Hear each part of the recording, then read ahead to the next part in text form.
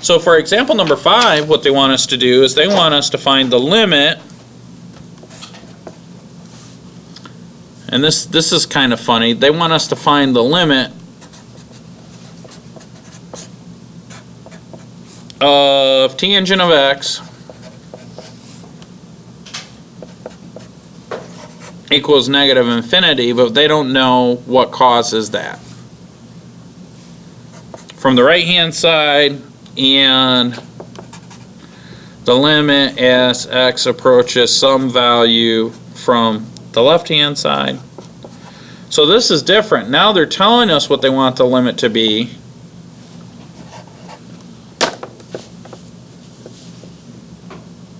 But they're not telling us what the x value is.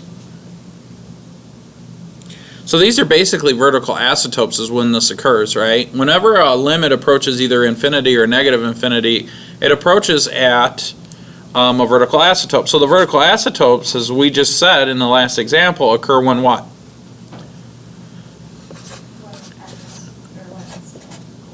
Yeah, when the denominator is 0. Well, then we got to look at tangent of x.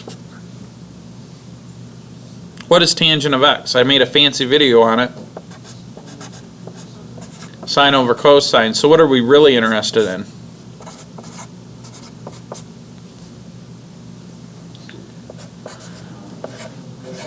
When does cosine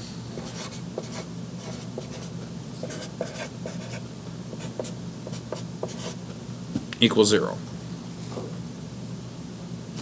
Let's look and see. Well, cosine equals 0. Let's graph it. I mean, we should know the answer, but let's graph it and look at the graph, and then we'll go from there. So we have a 0 here. Does anybody know off the top of their head what that 0 value is?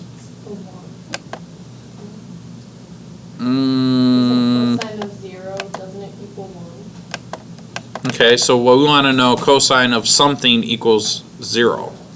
Right, so what is that something?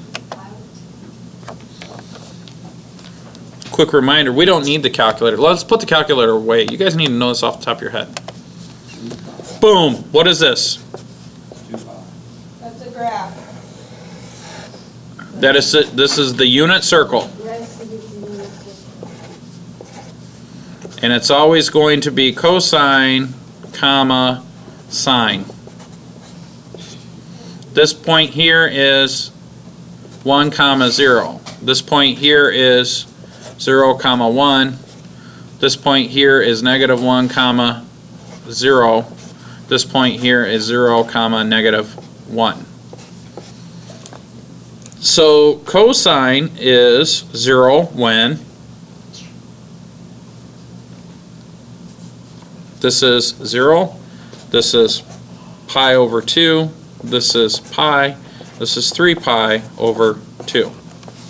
When are the x values equal to 0?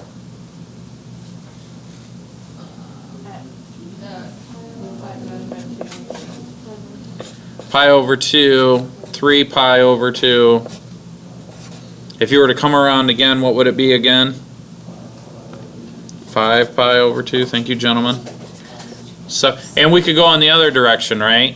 So it's any integer.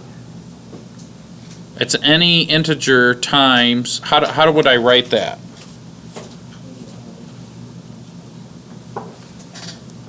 You go in the other direction too.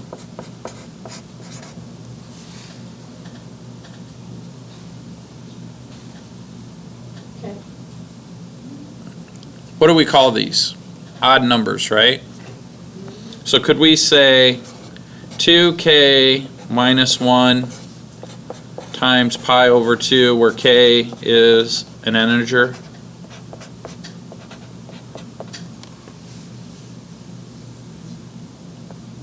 Yeah. Because if I plugged in negative 1, I get negative 2 minus 1 is negative 3 times pi over 2. That's it.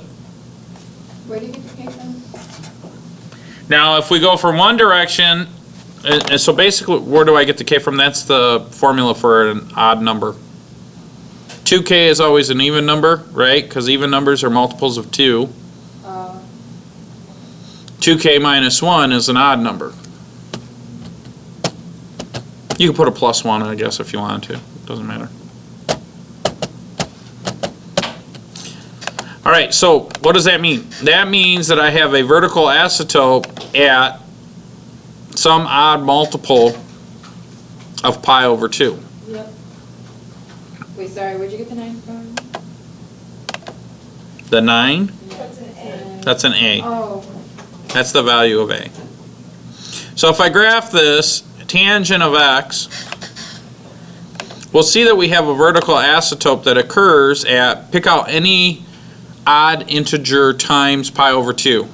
3. Negative 3, all right, great. So if I come in here and I graph this,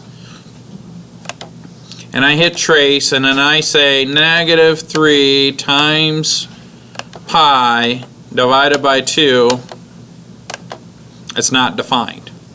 If I trace just a little bit to the left of that, in other words, if I'm coming in from positive infinity, it is approaching negative infinity, right? If I go in the other direction, on the other side of that, and in other words, if I approach pi over 2 from the left-hand side, my y value increases significantly and blows up to infinity. Does that make sense? You guys got this? Get it good?